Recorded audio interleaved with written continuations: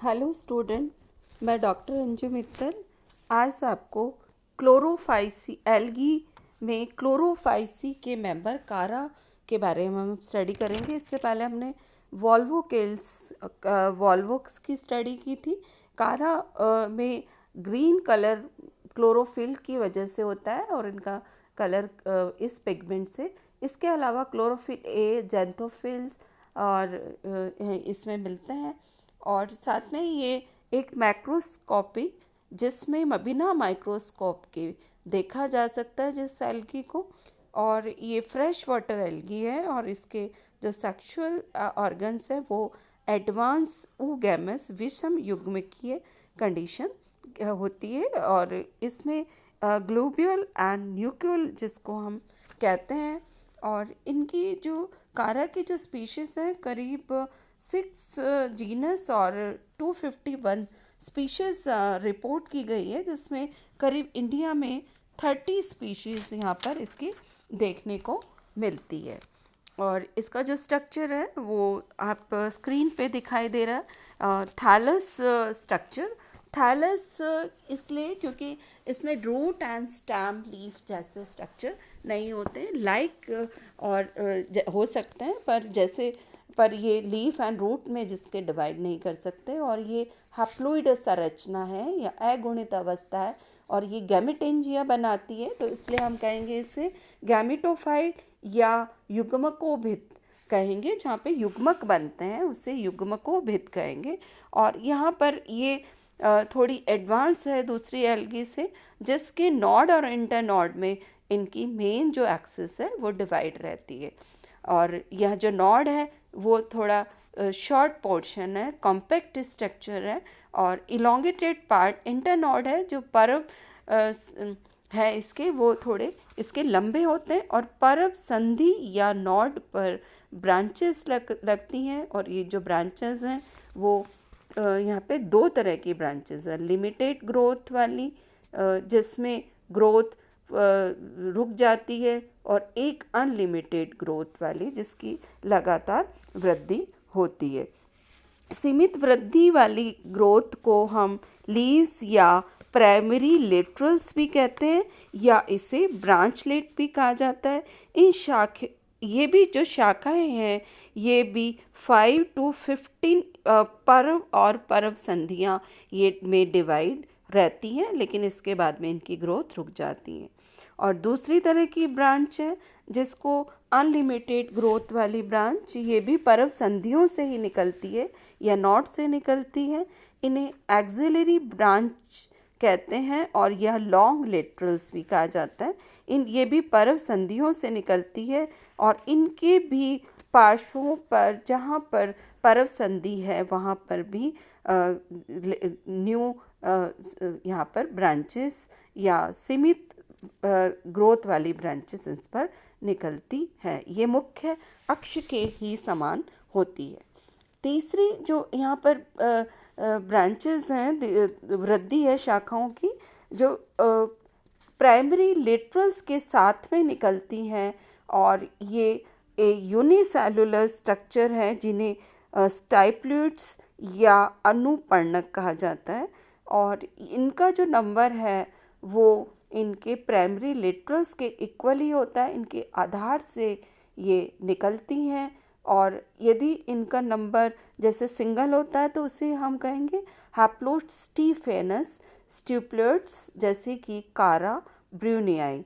और दूसरा है जिसमें उनके प्राइमरी लेटरल से जस्ट इनका डबल नंबर होता है, उसे हम कहेंगे डिप्लोस्टिफेनस स्ट्यूप्लर्ट्स। और ये एग्जाम्पल है इसका कारा बाल्टिका। तो इस तरह से 3 टाइप की ब्रांचेस यहाँ पे निकलती हैं। और फर्स्ट सीमित ब्रांचेस ऑफ लिमिटेड ग्रोथ, दूसरी ब्रांचेस ऑफ अनलिमिटेड ग्रोथ, और तीसरी है स्टीपलर्ट्स या अनुपर्णक, जिसे हम अनुपर्णक कहते हैं। और ये इनके जो बेस पर है वो कुछ यहाँ पर ये स्ट्रक्चर जिस पे कि मूलाभास जैसे स्ट्रक्चर मूल जैसे, जो कि रूट नहीं है, मूल जैसे स्ट्रक्चर को बनाते हैं और इसे मूलाभास कहते हैं। और यहाँ जहाँ से ये परव संधियों से निकलती है लोअर बॉडी से, वहाँ पर यहाँ पर ऑब्लिक सेप्टा पाए जाते हैं। ये ऑब्लिक सेप्टा जिसमें अपर साइड में एंड लोअर साइड में यहाँ पर मूलाभास निकलते हैं और ये एक प्लेट बना लेती हैं इस तरह की सेल्स, और जिसमें एक बंच बन जाता है मूलोभासों का, और जिसे राइजोइडल प्लेट्स हम कहते हैं। और इसकी जो एक्सिस है स्टैम्स की, वो एक सेक्शन किया जाए उसे, तो सेंट्रल में एक सेंट्रल सेल और इसमें कॉर्टिकल सेल जो इसको कवर किए हुए है।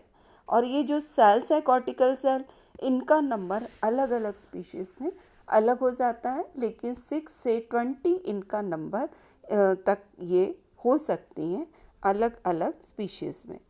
और ये जो डायग्राम में हम इंटरनॉड एंड नॉड में जहाँ पर परव संधियों से कॉर्टिकल सेल निकल रही है, इनके अंदर अपर साइड में स्टेम में ऊपर की ओर बढ़ती हैं, उसे हम कहेंगे असेंडिंग कॉर्टिकल सेल, और लोअर की तरफ जो बढ़ती हैं उसे हम कहेंगे डिसेंडिंग कॉर्टिकल सेल।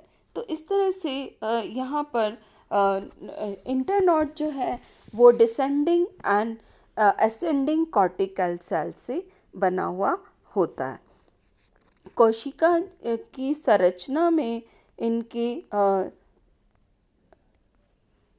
कोशिकीय संरचना, जिसमें यहाँ पर इंटरनॉड सेल्स में दिखाया गया है, जिसमें एक सेंटर में एक रिक्तिका है और इनके सेल वॉल पर कैल्शियम कार्बोनेट का प्रेसिपिटेशन है, जिसकी वजह से हम इस प्लांट्स को स्टोन वर्ट भी कहते हैं।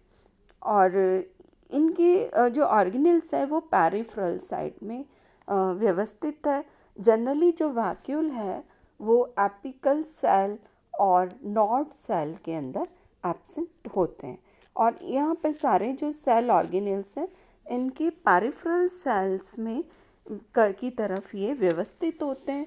और क्लोरोप्लास्ट यहाँ पर पाया जाता है, जो क्लोरोप्लास्ट, साथ में इनका जो प्रोटोप्लाज्म है उनमें एक गति मिलती है इसके प्रोटोप्लाज्म में, और इस गति जो कि मूवमेंट करती है, जिसको स्ट्रीमिंग मूवमेंट कहा जाता है, प्रवाही गति कहा जाता है।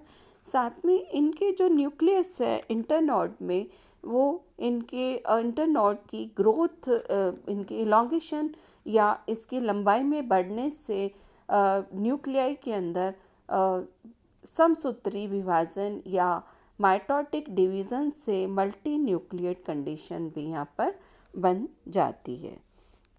इनकी जो ग्रोथ है वो एपिकल सेल से होती है, और ये एक डॉम शेप एपिकल सेल से होती है, जिसमें सक्सेसिव ट्रांसफर डिवीज़न से एक पंक्ति के अंदर सेल्स बनती है, और ये अनुप्रस्थ डिवीज़न से 2 संतति कोशिका बनाती है। जो ऊपरी बाय कॉनकेव सेल जो कि नोडल इनिशियल को बनाती है, और जो कॉन्वेक्स है वो इंटरनॉड सेल का निर्माण करती है। तो एपिकल सेल का निर्माण होता है, इसके वृद्धि में काम आती है, इसकी जो ओवरऑल वृद्धि होती है। और यहाँ पर ये इनके जो स्ट्रक्चर में नोडल पोर्शन पर भी यहाँ पर सेक्स ऑर्गन न्यूक्लियल एंड ग्लोब्यूल यहाँ पर लगे हुए हैं। वो एक ही सेल्स से बनते हैं। न्यूक्लियल इसमें फीमेल सेक्स ऑर्गन को और ग्लोब्यूल मेल सेक्स ऑर्गन को कहा जाता है।